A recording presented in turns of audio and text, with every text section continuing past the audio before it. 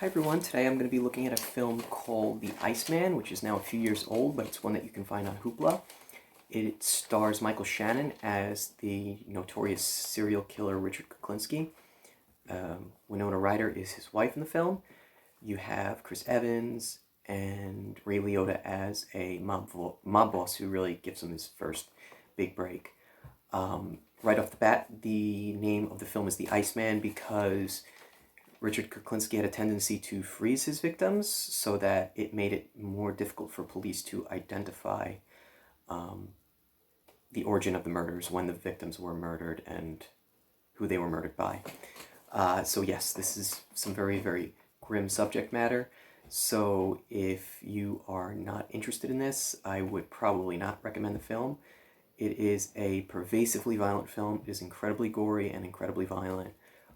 So I would steer clear of it if you're not interested in that sort of thing. But if I do still have your attention, very briefly, this is a biographical dramatization, I think is the way that I've seen it characterized.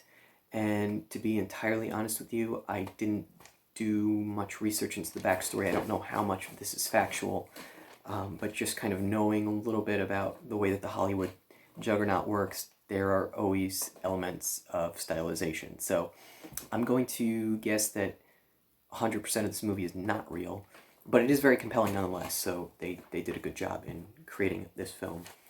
And it starts with really the incept of killing, and then it sort of ramps up, and you just see him become this indomitable, ruthless serial killer that works for money. He will kill anyone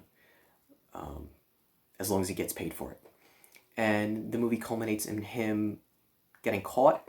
He's set up, and he tells an undercover agent. I think he shows the agent, or he tells them, how to administer poison to another individual. So that's how he ends up getting caught. Beyond just the killings themselves, what's interesting is that there is a family aspect in that Winona Ryder's character, his wife, has a pretty large role in the film. His two kids have a pretty large role in the film. And it's not so much to humanize the character as it is to see the effect of what his killing, what Micheal Shannon's character, what Richard Kuklinski, how he comes home at night after he kills someone, what effect does that have, and how is he able to hide it? So that's really interesting because you're on the edge of your seat for a lot of the time. You know things are going to go awry, even if you don't know much of the backstory of Richard Kuklinski. You know he's going to get caught at the end of the day, and you wonder what are the implications on his family. How long is he going to be able to hide his secret? So it's really gripping, and it's really suspenseful throughout. And the directors and the writer did a really, really good job to sort of protract the suspense. The movie's about 1 hour and 45 minutes long, but I mean, you're kind of, you're gripped from the beginning, and it's really just a fascinating portrayal of this man. And then one of the individual scenes that sticks out in this film, really, really early on, is Richard Kuklinski's character. He's kind of in dire straits. He's an adult film editor, and all of a sudden, one day, Ray Liotta, this mafia boss, comes to him, and he has a proposition for him.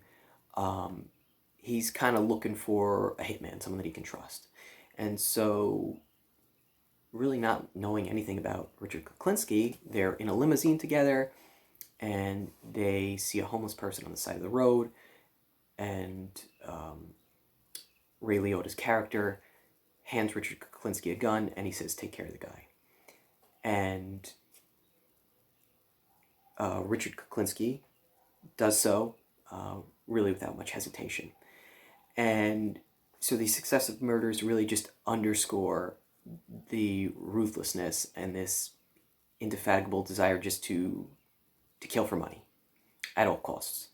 And what I found to be really, really interesting about this film, I think that this day and age, naturally in Hollywood, there is a desire to try and create sympathetic characters. And not that you could really ever turn Richard Kuklinski into a sympathetic character. But I think they were very, very careful. The director was very, very careful in towing the line, knowing that this guy was just this execrable human being, really not worthy of any compassion. And the film itself just, I think, underscores how vile of a human being that he is. And the way that they end things is there's an interview in the end with Richard Kuklinski, Micheal Shannon's character. And he really expresses no remorse. And he really, really doesn't care that he's harmed anyone at all. His sole occupation, or sole preoccupation rather, is the welfare of his family. He did everything for his family. And so I respect that the filmmakers did not try and alter your perception of what is otherwise just a terrible human being. It's not a great mafia film, but it is a really exceptional character study. In Richard Kuklinski, Micheal Shannon is just unbelievably good. He is so angry, and there's this, I mean, you're almost taken aback at times, because it is just the way that he gets so angry and the way that he gets so riled up. Micheal Shannon is really terrific in the role itself. And I've seen him in a few things before this, but I can't say that I had formed any opinion of him prior to seeing him in this role. But I feel like I'm actively going to seek out other Micheal Shannon roles because he was so good as this antagonist. So he was really, really terrific. And the scenery was great, and there's just really this authentic feel. It's a period piece, sort of. It takes place, I mean, it starts in the 60s, it goes to the 70s, to the 80s, and there's this really, really authentic vibe from the cars, the wardrobe, the house, the decor. Everything feels as though it's representative of that time period. So it's a great film. It's a great film. And again, if this is not subject matter that would deter you from watching it, I strongly recommend it. I really found the family dynamic interesting, not because it was trying to turn Richard Kuklinski into a sympathetic figure. That really wasn't what the film was about. But I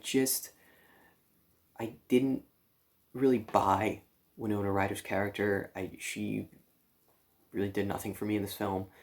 I didn't really get the sense of an authentic bond between the two characters.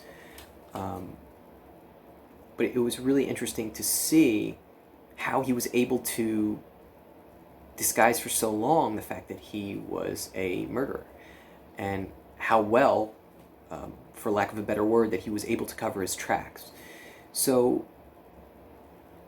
what's really, really fascinating about this film is that you know how the movie is going to end, as I had said, and you're just waiting for the other shoe to drop. You're waiting for Winona Ryder to find out. You're waiting for his daughters to some way find out. And in fact, in the closing stages of the film, one of Richard Kuklinski's daughters is involved in an incident that is directly related to Richard Kuklinski's profession. So,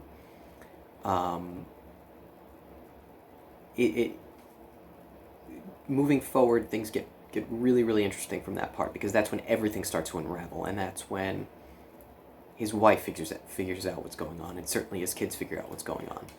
And it is just, there's a certain aspect of the perversity, of the unabashedness of Micheal Shannon, that's kind of refreshing. And that sounds terrible, but it's just nice that not every movie has to have this delineable hero and villain. Micheal Shannon is a bad guy. I did not root for Micheal Shannon whatsoever. and the secondary characters are really just as unsavory as he is. I did not root for them at all either. So it is just a bunch of morally corrupt, contemptible characters working together, killing people, trying to make money. And if that's your sort of thing, go for it. It is really, really fascinating. See it from Micheal Shannon's performance. He is exceptional. And I'm even thinking of maybe for my next film trying to find something else that he's done, because he's that great. And I just hadn't seen him enough prior to this. So he really, really opened my eyes to what a great actor he can be. So I would strongly recommend it. It's a 9 out of 10 if you can stomach the brutality. So take a watch, and I will be back next week with another review. Thank you.